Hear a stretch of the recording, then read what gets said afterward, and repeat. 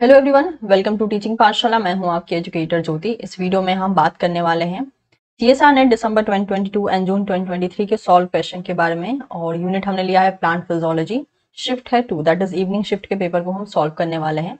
और ये हमने प्लांट फिजियोलॉजी से लिया है। जो हमारा इससे पहले का वीडियो था उसमें हमने शिफ्ट 1 का क्वेश्चन सॉल्व किया था, मेनली फ्रॉम प्लांट फिजियोलॉजी। इसके अलावा डेवलपमेंटल बायोलॉजी के शिफ्ट 1 शिफ्ट 2 दोनों ही सॉल्व करके वीडियो अपलोड किए जा चुके हैं, तो मेक श्योर आप उनको देख सकते हैं।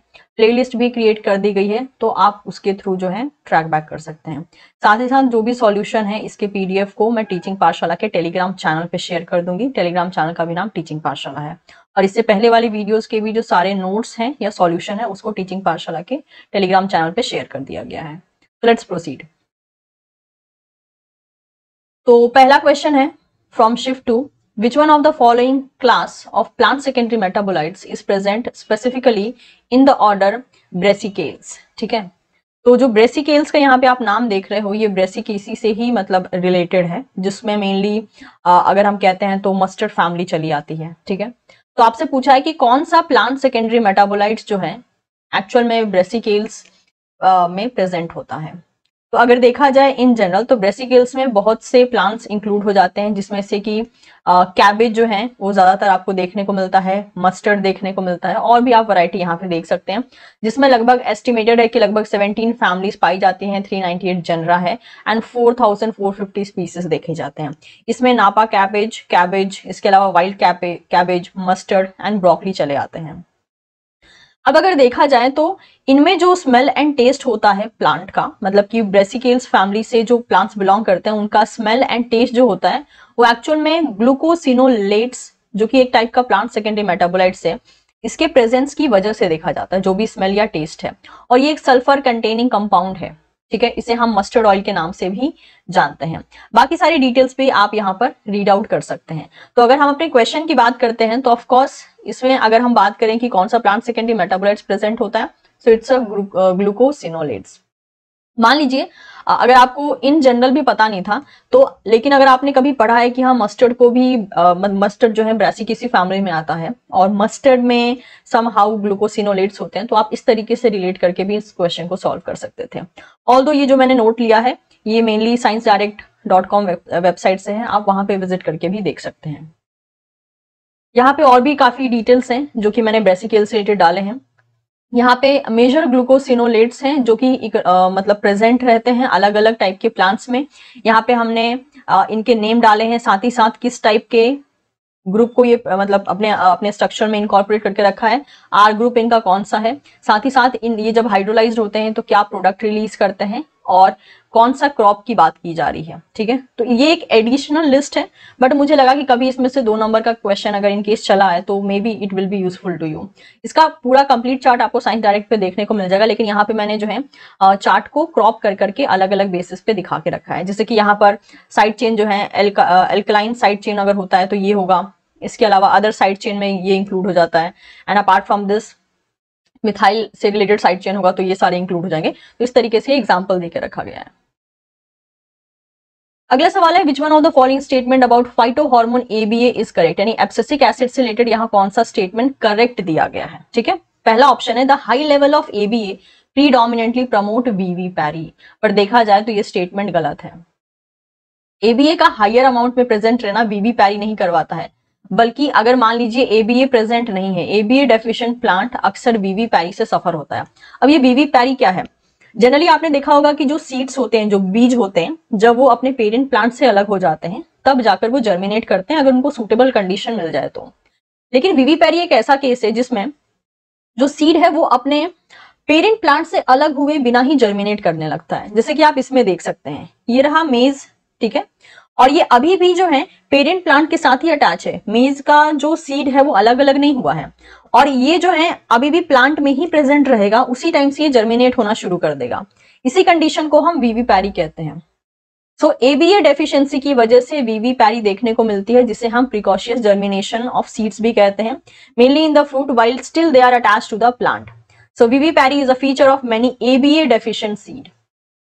ऐसी सीड्स जिनमें की ABA जो है प्रेजेंट नहीं रहती है, उन सीड्स में अक्सर विविपैरी का कंडीशन देखा जाता है, क्योंकि उसमें हाईएस्ट अमाउंट में समहाउ जिब्रेलिक एसिड भी एक्सप्रेस हो रहे होते हैं। तो पहला तो स्टेटमेंट गलत हो गया कि नहीं, ABA जिनमें हाई रहता है उनमें ऑब्वियसली विविपैरी नहीं देखने को मिलता। अगला है ABA beta D glycosyl ester is an active form of ABA। देखा जाए तो ये भी स्टेटमेंट फॉल्स है। ऐसा क्यों? क्योंकि ABA beta D glycosyl ester जो है ये एक एक्चुअल में हाइड्रोलाइज्ड फॉर्म होता है ABA का, मतलब ABA कॉन्जुगेट का मेनली। आपको पता होगा कि कोई भी फाइटो हार्मोन जब बनता है तो एक तो उसका वर्किंग फॉर्म होता है यानी एक्टिव फॉर्म होता है, दूसरा उसका स्टोरेज फॉर्म होता है। यानी मान लीजिए वो प्लांट में ज्यादा बन गया है लेकिन अभी उसकी जरूरत नहीं है, तो अब उसे प्लांट कैसे हैंडल करेगा, इसके लिए जो है उनको या तो इनएक्टिवेट कर दिया जाता है या तो स्टोर कर दिया जाता है। उन्हीं में से एक तरीका है जिसमें कि ABA beta D glycosyl ester का फॉर्मेशन होता है just to metabolise the abscisic acid. तो ये एक्टिव एब्सिसिक एसिड नहीं है। जैसे कि यहाँ पे आप देख सकते हैं abscisic acid glycosyl ester that is ABAGE is a hydrolyzable ABA conjugate that accumulate in the vacuole and presumably also in the endoplasmic reticulum. ABA is inactivated by conjugation with the glucose to form a ABA glycosyl ester. यानी actual में ABA जब ज्यादा amount में बन जाता है और उसको मतलब उसका पूरा इस्तेमाल नहीं हो पाता है तो प्लांट उसे जो है एक तरीके से इनएक्टिवेट करके स्टोर कर लेता है या कॉन्जुगेट बना देता है, मतलब किसी और के साथ जोड़ के एक तरीके से उसको इनएक्टिव कर देता है ताकि ABA जो है कहीं और यूटिलाइज ना हो। और ऐसा करते वक्त जो है ABA beta D glycosyl ester का फॉर्मेशन होता है। तो ये एक्टिव फॉर्म नहीं है फॉर श्योर। तो ये क्या हो गया, ये फॉल्स स्टेटमेंट हो गया। अगला देखिए, inactivation of ABA involve its oxidation to phaseic acid. अब अगर देखा जाए तो ये स्टेटमेंट ट्रू है कि जब ABA का आप इनएक्टिवेशन करते हैं तो वैसे तो बहुत से प्रोसेस इन्वॉल्व है इनएक्टिवेशन में। वन ऑफ द प्रोसेस है जिसमें कि ऑक्सीडेशन इन्वॉल्व होता है और ABA जो है एक तरीके से फेजिक एसिड के फॉर्म में इनएक्टिवेट फॉर्म में चला आता है। So inactivation of ABA involve its oxidation to phaseic acid, yes इसका कन्वर्जन फेजिक एसिड में कर दिया जाता है, दिस इज ट्रू। नेक्स्ट है ABA biosynthesis occur entirely in plastid, again this is false. क्योंकि कुछ लिमिट तक जो रिएक्शन होते हैं वो प्लास्टिड में देखे जाते हैं और उसके बाद उसको साइटोसॉल में कैरी किया जाता है। इंटरमीडिएट फिर साइटोसॉल में आता है और जो फाइनल ABA है वो जाकर साइटोसॉल में ही बनता है, यानी फाइनल जो एब्सिसिक एसिड है वो साइटोसॉल में ही बनता है। तो ये भी फॉल्स हुआ क्योंकि उन्होंने बोला सिर्फ प्लास्टिड इन्वॉल्व है, लेकिन नहीं, इसमें साइटोसॉल भी इन्वॉल्व होता है, यानी साइटोप्लाज्म आप कह सकते हो। तो इस तरीके से हमारा जो करेक्ट आंसर हो गया यहाँ पे वो हो गया थर्ड। जैसे कि यहाँ पर मेंशन है जो एब्सिसिक एसिड होता है इसको मेटाबोलाइज करने के बहुत से तरीके हैं, उनमें से है ऑक्सीडेशन, रिडक्शन, कॉन्जुगेशन। कॉन्जुगेशन का भी हमने एग्जांपल देखा कि ABA जो है ग्लूकोज के साथ कॉन्जुगेट करके ये वाला प्रोडक्ट बना रहा था, राइट। और दूसरा हमने देखा ऑक्सीडेशन का एक एग्जांपल जिसमें कि ABA फेजिक एसिड में कन्वर्ट हो रहा था, उसी के बारे में जो है यहाँ पर डिटेल में देकर रखा है जो कि आप गो थ्रू कर सकते हैं। अगला जो सवाल है वो काफी ज्यादा डायरेक्ट सवाल है। The flowering repressor gene that is responsible for vernalization requirement in Arabidopsis is. तो आपको बताना है फ्लावरिंग रिप्रेसर जीन कौन सा होता है अरेबिडोप्सिस में। तो देखिए यहाँ पे जो जीन होता है वो होता है FLC, ठीक है। FLC gene is the flowering locus C gene. ये क्या करता है, ये प्लांट में मेनली अरेबिडोप्सिस में फ्लावरिंग को रोक के रखता है। जब तक FLC यहाँ पे एक्सप्रेस हो रहा है प्लांट कभी भी फ्लावर नहीं कर पाता है। तो जब आप वर्नलाइजेशन देते हैं, वर्नलाइजेशन का मतलब क्या होता है कि आपने प्लांट को बहुत ही लो टेम्परेचर से ट्रीट किया है, ठीक है, जो कि 0 से 10 डिग्री सेल्सियस के बीच में वैरी कर सकता है टेम्परेचर। जब आप लो टेम्परेचर से FLC को, जब आप लो टेम्परेचर देते हैं तो FLC क्या हो जाता है, FLC एक्चुअल में यहाँ पर इनएक्टिव होने लगता है। अब आप खुद सोचिए कि आपने अगर वर्नलाइजेशन दिया तो यहाँ पर FLC जो है वो इनहिबिट हो जाएगा। अब FLC इनहिबिट हो गया तो there is no one to inhibit flowering, hence flowering होने लगती है। इनफैक्ट फ्लावरिंग के लिए जो भी जीन रिस्पॉन्सिबल होते हैं वो जीन एक्टिव हो जाते हैं। तो वर्नलाइजेशन की जरूरत क्या है, ताकि FLC को रोका जा सके। तो वही पूछा है कि कौन सा फ्लावरिंग रिप्रेसर जीन जो है रिस्पॉन्सिबल है वर्नलाइजेशन के रिक्वायरमेंट के लिए। तो of course it's a flowering locus C gene that is FLC gene. अगला सवाल अगेन बहुत ज्यादा डायरेक्ट है। Which one of the following statement is related to the photosynthesis is not correct. कौन सा करेक्ट नहीं है। पहला, light reaction take place in thylakoid membrane, no doubt this is true. Thylakoid membrane में ही होता है light reaction. ATP and NADPH are produce in thylakoid membrane, बिल्कुल, जहां पे रिएक्शन हो रही है वहीं पे तो प्रोडक्शन भी होगा। Lumen is enclosed with interconnected region of thylakoid membrane, yes this is also true.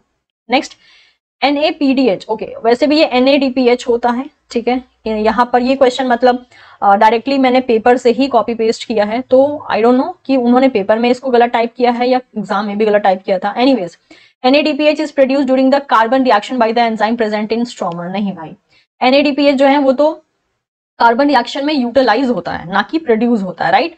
तो ये क्या हो गया, ये हो गया फॉल्स। C3 साइकिल की बात की जा रही है। तो आपसे पूछा था कौन सा करेक्ट नहीं है, फोर्थ करेक्ट नहीं है। अगला सवाल है, which one of the following lead to the induction of defensin PDF 1.2 in Arabidopsis. ठीक है, तो यहाँ पर PDF 1.2 या 1.2 जो भी आप बोलना चाहें, जो कि एक टाइप का डिफेंसिन प्रोटीन होता है, ये अराबिडोप्सिस में किसके द्वारा इंड्यूस किया जाता है? वुंडिंग यानी चोट लगने या घाव होने की वजह से प्लांट में ये इंड्यूस होता है? नो। सैलिसिलिक एसिड की वजह से ये इंड्यूस होता है? बिल्कुल नहीं। इसके अलावा डाइक्लोरो आइसोनिकोटिनिक एसिड, जो कि समहाउ सैलिसिलिक एसिड जैसा काम करता है थोड़ा बहुत, तो इससे भी इंड्यूस नहीं होगा। लास्ट हो गया इथिलीन, यस, इसके थ्रू इंड्यूस किया जाता है।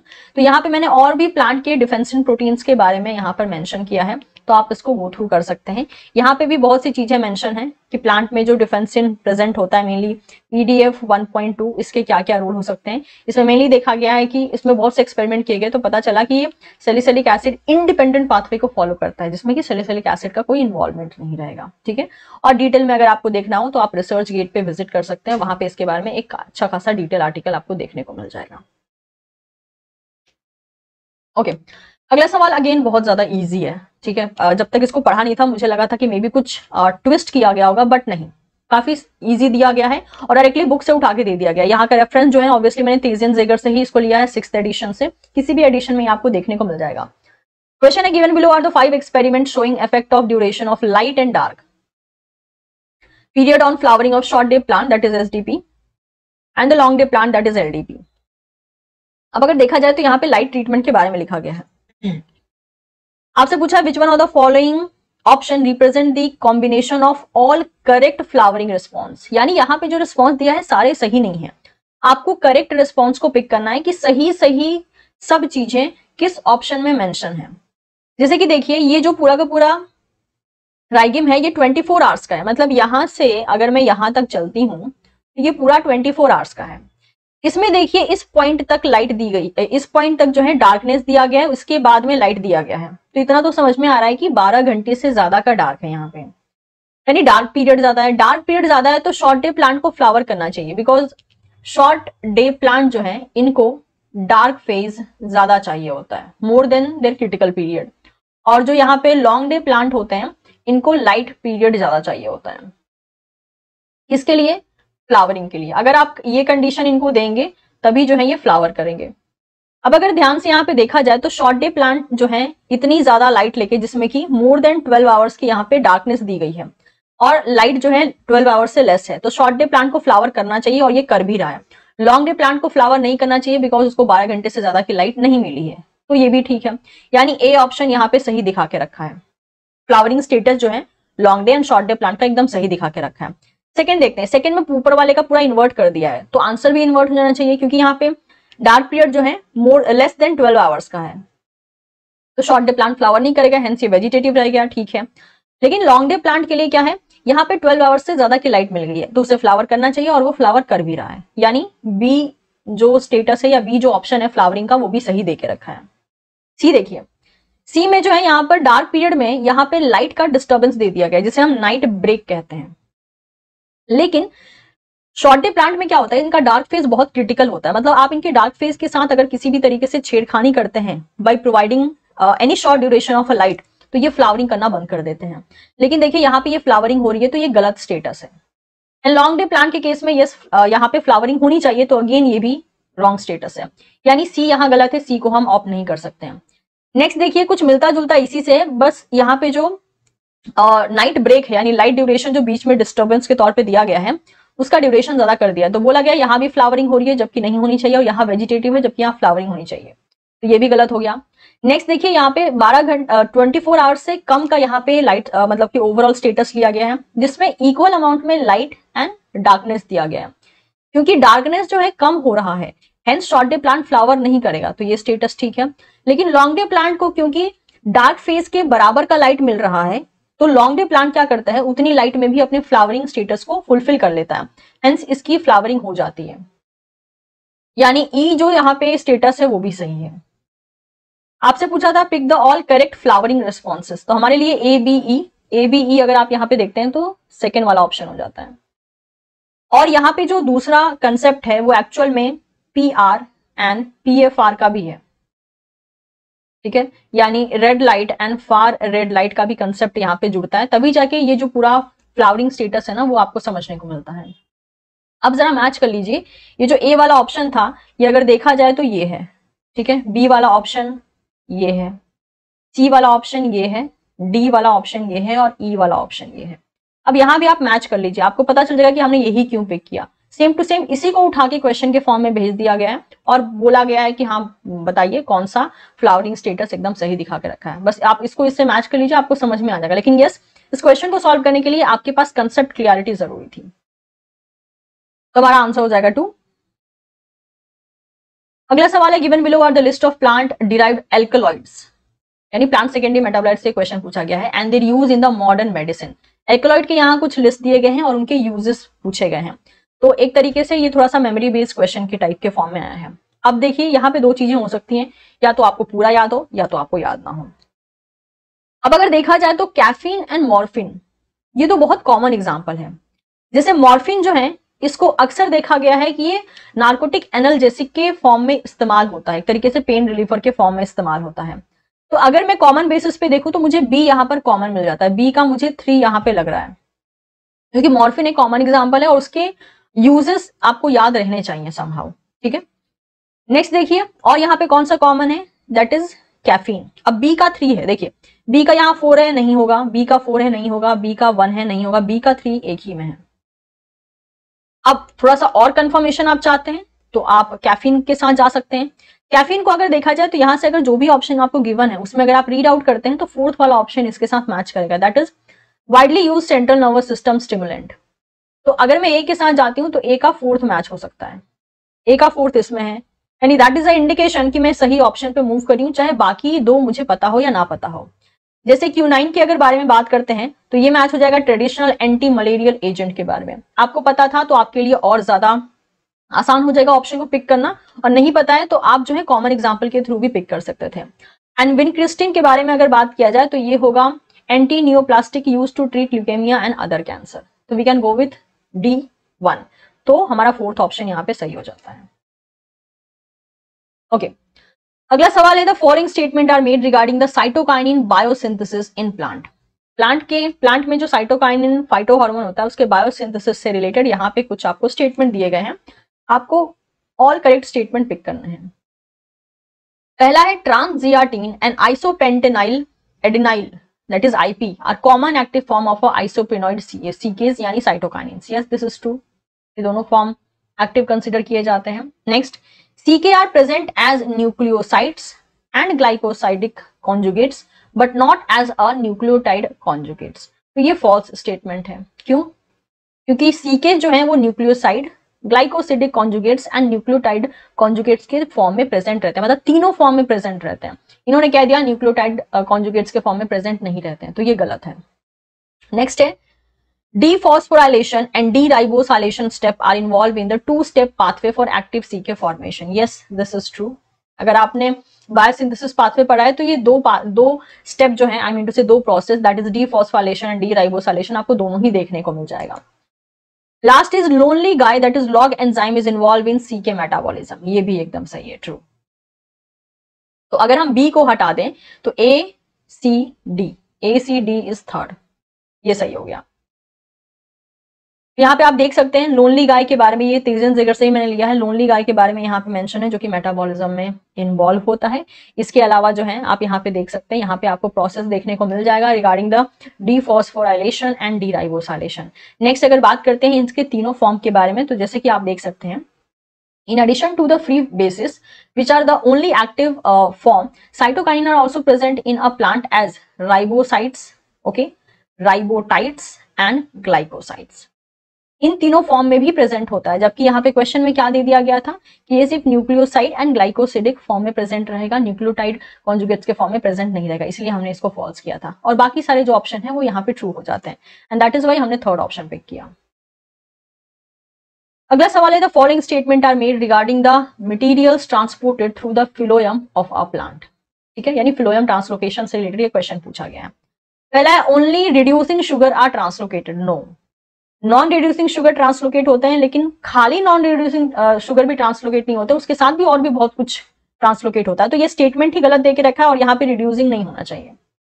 Next, non reducing sugar are generally translocated. Yes, जब जनरली वर्ड लगा दिया यानी ये एक जनरल स्टेटमेंट बोल रहा है, ओनली नहीं लगाया, एक्सक्लूसिवली नहीं लगाया, ठीक है, एक्सेप्शनली नहीं लगाया, दैट मीन्स ये जो ये स्टेटमेंट है ये बात कर रहा है सिर्फ जनरल लेवल पे, यानी इसमें और भी इंक्लूड हो सकते हैं। यस, नॉन रिड्यूसिंग शुगर जो है ये ट्रांसलोकेट होते हैं, this is true. Sucrose and raffinose are generally translocated. Sucrose and raffinose जो है वो जनरल लेवल पे ट्रांसलोकेट होते हैं, बिल्कुल होते हैं, true. Only D glucose and D fructose are translocated, again गलत। देखिए ओनली वाला वर्ड आ गया, देखिए कहीं कहीं पे ओनली वर्ड अप्लाई होता है जहां पे एक्सक्लूसिव चीजें होती हैं, एक्सक्लूसिव जीन होती है, एक्सक्लूसिव फंक्शन होते हैं, लेकिन हर जगह एक्सक्लूसिविटी नहीं है। ठीक है, बहुत सी चीजें मिल बांट के होती हैं, बहुत सी चीजें जनरल लेवल पे होती हैं। तो अगर देखा जाए तो बी एंड सी यहां पर सही हो जाएगा, that is your second option. अब यहाँ पे आप देख सकते हैं शुगर के केस में जो है मोस्ट कॉमन शुगर जो ट्रांसलोकेट होता है वो होता है सुक्रोज, और लेस कॉमन तरीके से रेफिनोज, स्टार्चिलोज एंड वर्बिकोज ट्रांसलोकेट होता है। फाइटो हार्मोन भी ट्रांसलोकेट होते हैं, आयंस होते हैं, ऑर्गेनिक एसिड होता है, सेकेंडरी मेटाबोलाइट्स होता है, amino acids, protein, sugar, alcohol, RNA, ये सब चीजें ट्रांसलोकेट होती हैं। तो हम कैसे कह सकते हैं कि सिर्फ और सिर्फ D glucose and D fructose translocate होता है? वैसे भी they are a kind of a reducing sugar, तो they are not going to get translocated, क्योंकि नॉन रिड्यूसिंग शुगर का ट्रांसलोकेट होना वहां पे समहाउ फंक्शनल होता है। ठीक है, नेक्स्ट देखिए, अगेन ये भी एक डायरेक्ट क्वेश्चन है, लेकिन आपको याद है या फिर आप कह सकते हो कि आपने समझ के पढ़ा है तो आप आंसर दे पाएंगे।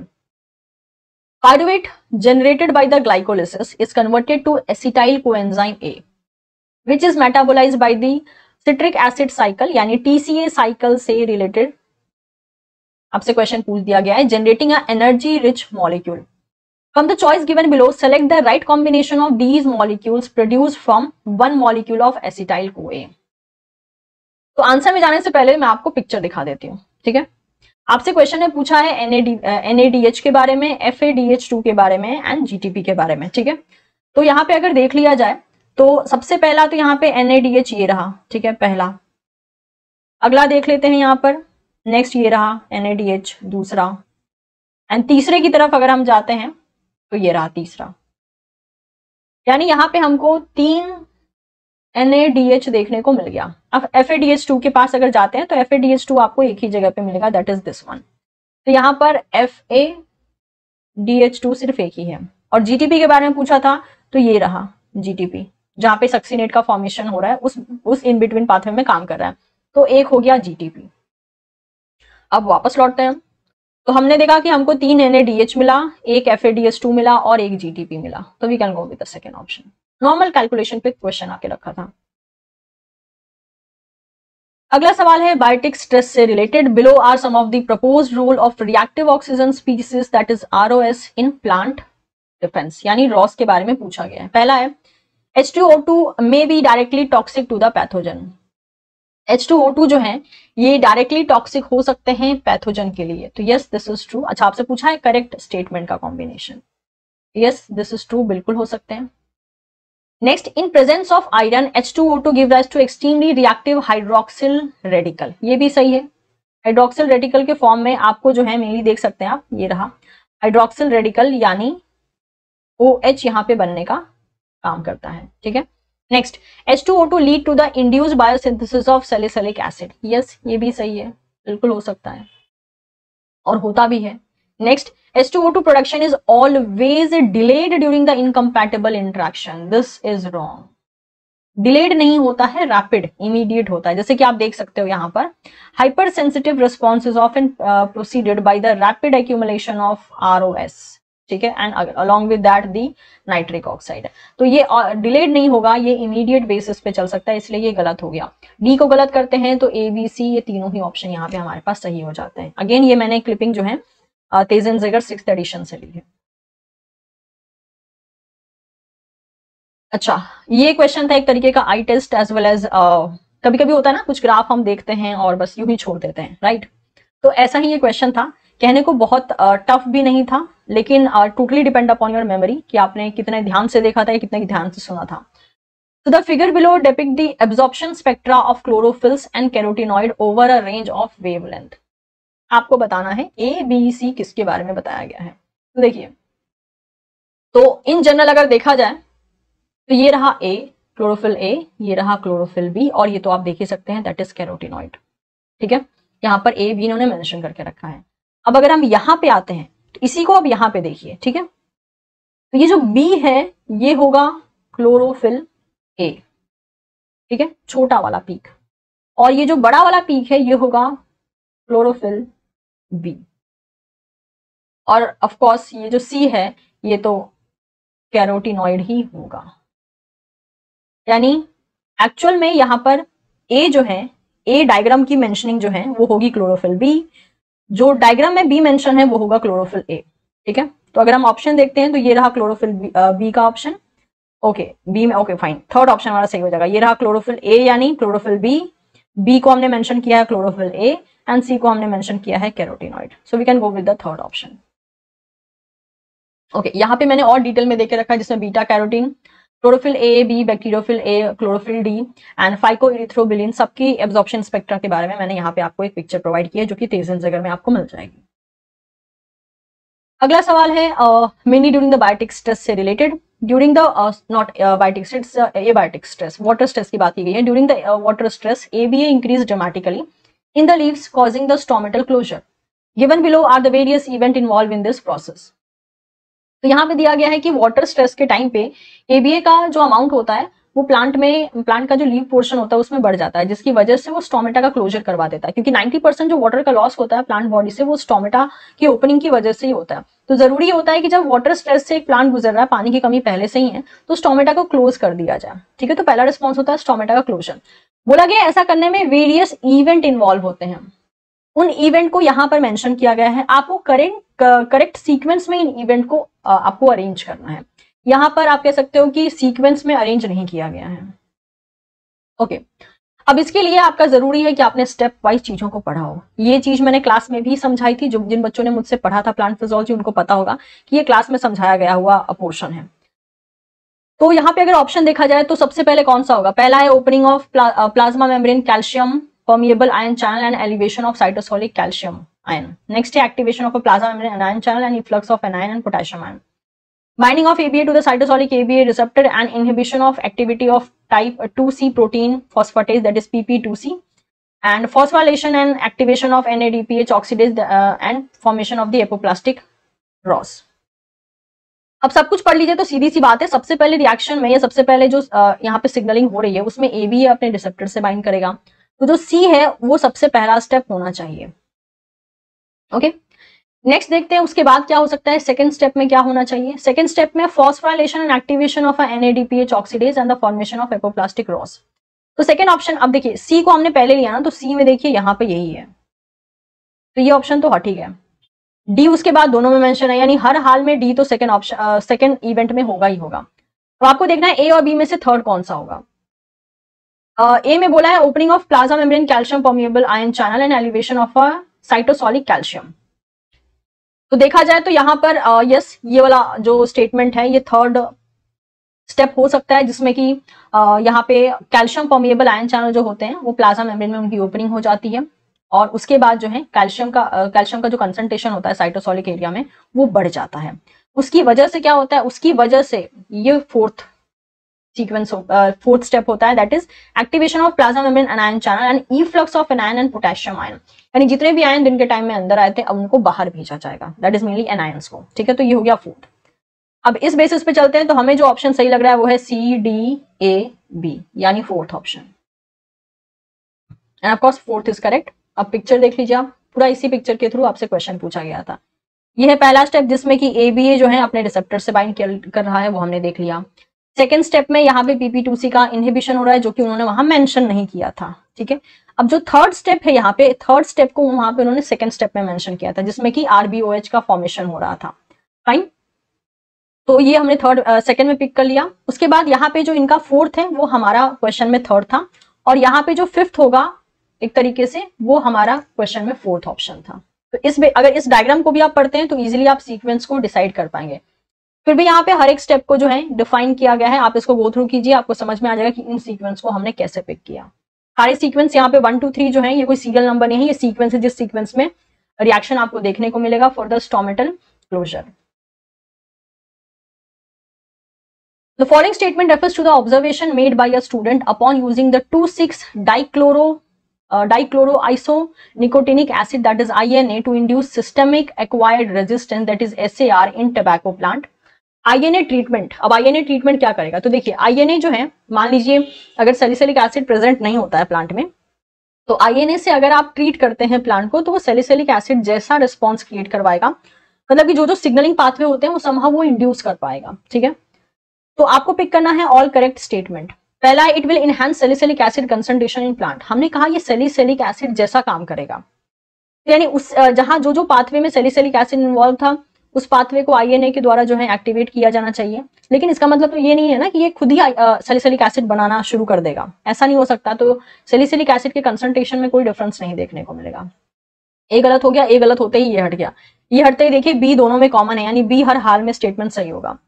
बोला है कि the treatment does not enhance the salicylic acid concentration in plant. Yes, ये इसी के बेसिस पे तो हमने फर्स्ट ऑप्शन गलत किया था, तो ये हो गया true. Next, it will fail to activate SAR in NaHG expressing plant. ये फेल हो जाएगा एक्टिवेट करने में SAR रिस्पॉन्स को, तो ये गलत हो जाएगा। क्यों? क्योंकि SAR रिस्पॉन्स जो है वो सैलिसिलिक एसिड के द्वारा अगर इंड्यूस किया जा रहा था तो INA के द्वारा भी किया जाएगा, राइट? तो ये गलत हो गया। And that will activate SAR in NaHG expressing plant, this is true, क्योंकि वो बिल्कुल करवाएगा। जिसके लिए उसको प्लांट में इंजेक्ट किया जा रहा है वो तो ऑब्वियसली वो रिस्पॉन्स करवाएगा, तो ये ट्रू हो गया। तो बी एंड डी यहाँ पे ट्रू हो जाते हैं, that is fourth option. Okay, so with this we are done with the question. आप देख सकते हैं प्लांट फिजियोलॉजी के काफी सारे क्वेश्चन पूछे गए हैं। प्लांट फिजियोलॉजी एक ऐसा चैप्टर है या एक ऐसा यूनिट है ना जिसको पढ़ने में बड़ी मेहनत लगती है, बहुत पेशेंस लेवल भी डिमांड करता है। लेकिन अगर एक बार आपने प्लांट फिजियोलॉजी को पूरा डील कर लिया ना, आप इस बात के लिए कॉन्फिडेंट होते हो कि आपके 40 नंबर तो कहीं नहीं गए। आप देख रहे हो कि शिफ्ट 1 में मैंने 10 क्वेश्चन से ज्यादा क्वेश्चन करवाए, शिफ्ट 2 में भी 10 क्वेश्चन से ज्यादा पूछे गए हैं, यानी इसका वेटेज जो है हर बार ही थोड़ा ज्यादा होता है compare to the other unit. I don't know how, लेकिन वो काफी सारे क्वेश्चन जो है प्लांट फिजियोलॉजी से पूछ लेते हैं। तो इसलिए प्लांट फिजियोलॉजी आपको रेडी करना काफी ज्यादा इंपॉर्टेंट हो जाता है अगर आप ओवरऑल तरीके से अपनी स्कोरिंग को बढ़ाना चाहते हैं। तो उम्मीद करती हूँ आपको मेरी ये जो कोशिशें हैं वो पसंद आ रही होगी, मेरा एक्सप्लेनेशन आपको पसंद आ रहा होगा। फिर भी आपके पास कोई वैल्यूएबल फीडबैक है तो उसे आप उसे जो है इस वीडियो के कमेंट सेक्शन में बता सकते हैं आप। एंड वीडियो पसंद आई हो तो इसे अपने दोस्तों के साथ शेयर कर सकते हैं। And don't forget to subscribe teaching Pathshala for more such video updates. Thank you so much everyone, will see you soon in the next session with some more different type of videos that will be related to your past year questions. Thank you so much and have a great day.